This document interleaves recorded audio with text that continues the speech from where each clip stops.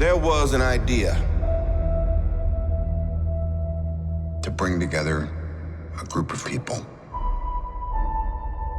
To see if we could become something more.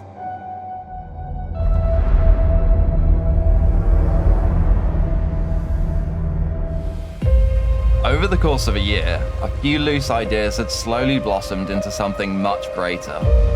For a while, Ninebyte and I had been discussing combining multiple builds into a narrative-driven map. But he had just learned of a team with a similar idea who were looking for some builders. After speaking with them, we learned that our goals were closely aligned and agreed to the project. Now this was more than just an idea. Now it was time to finally get to work.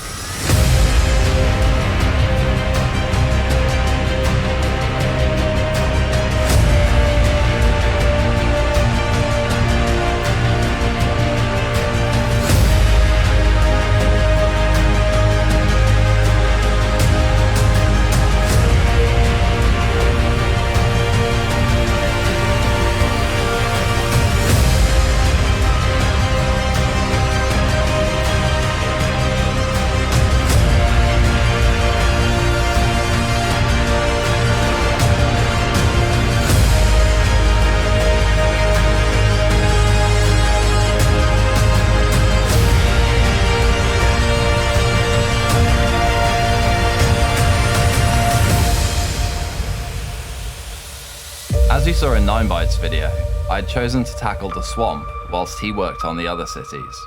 The vision was of a fortified township that once fell to a mysterious plague, now infested with corruption. First, I would need to clear and flatten a large area to help plan the layout and position of buildings. With the ground level of the city raised above the swamp waters, I could add undulations and crevices back in once everything had been placed. Next, I headed to the build graveyard to shop around for some structures. I picked out some houses, gates, and towers to modify and split apart.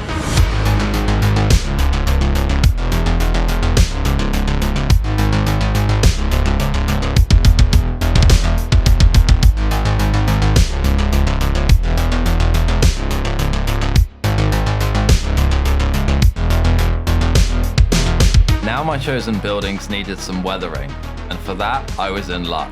Thanks to some recent breakthroughs over at Mad Wizard headquarters, we could now create infinite health objects with the damaged look in a vanilla-friendly manner, meaning they don't require an installed mod. Better yet, the same technique can help reduce network traffic. My buildings were now looking appropriately aged, but they still needed something more. I wrote out a command to rotate each object a small amount on its own axis, which would give a crooked and collapsing appearance. Combining both together was exactly what I was looking for.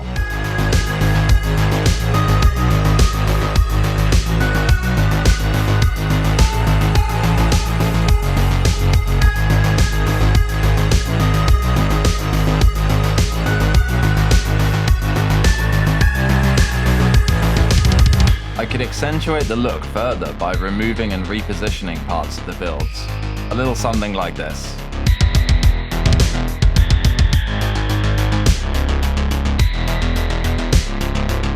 The final step would be weaving in some swamp assets like trees and roots, which had grown over, around, and through this long abandoned city.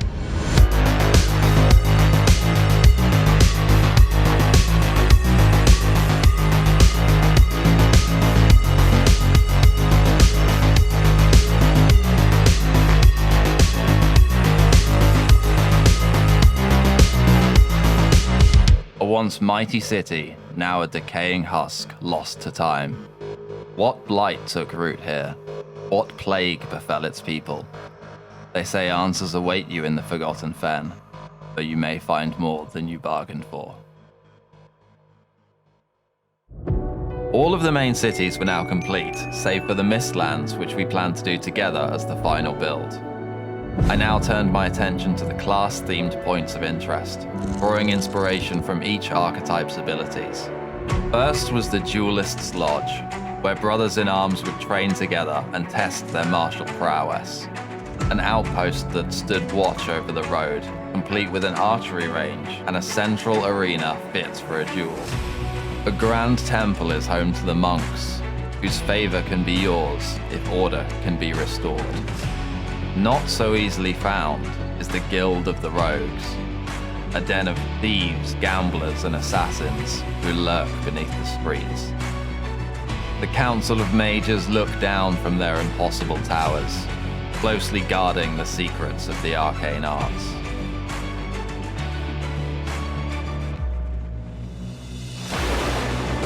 Earning the trust of the Metavokers means navigating a labyrinth of unreality. A twisting network of floating platforms, invisible bridges, and cryptic puzzles. This small patch of black forest surrounded by swamp was ideal for the Berserker. You'll have to battle your way through the war camp, past barbarian huts as you ascend the hill, the very top for a showdown with the chieftain himself. Finally was the Enchanter's Laboratory, a foundry of magical weapons and artifacts, yet a little lacking in the maintenance department of late. With all of the class-themed POIs now completed, I sent the world file back to Ninebyte and we started work on the Mistlands. I created a selection of hulls, masts, and rigging, whilst Ninebyte worked on pirate houses and workshops.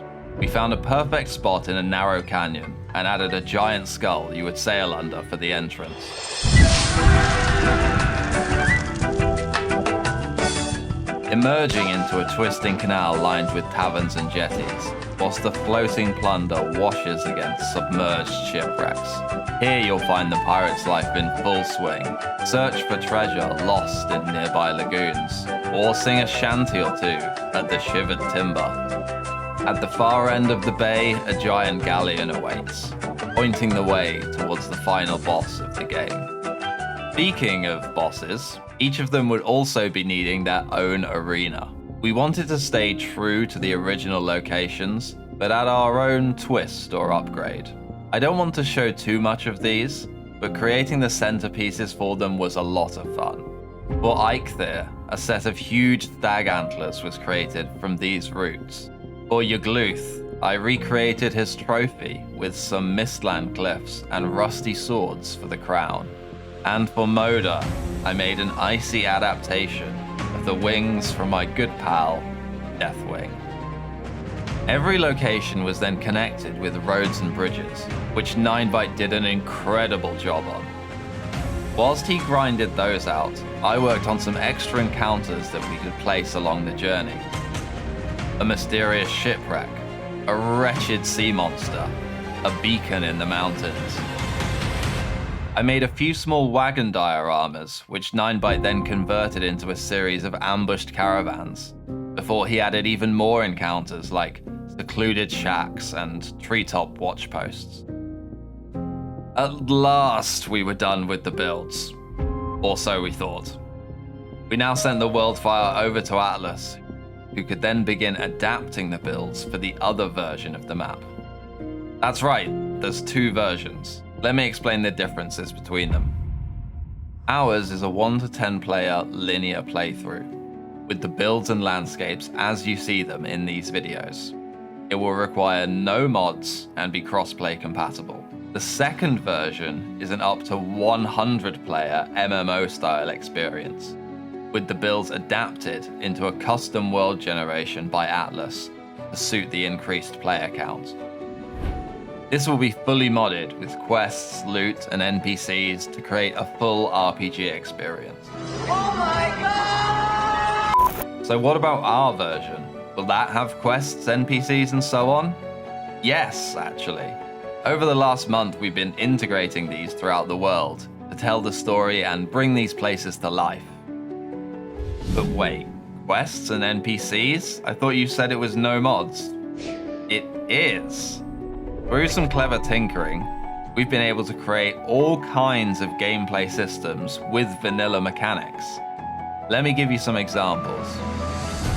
In every major location, you'll meet several NPCs. In Wanderer's Rest, one such NPC will teach you about the quest log.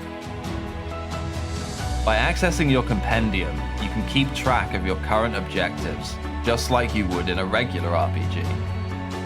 You'll notice our quests are prefixed with this symbol for easier management. Some quests have a trigger system. Back in the Forgotten Fen, you'll meet a ghost whose memory is fragmented and confused. As you uncover clues to the mystery of what happened here, the fog clouding his memories will recede. We've got effect zones. Want to go searching through this goop? Well, then you're slimed. We've got treasure hunting, immersive hover text. We've got traps,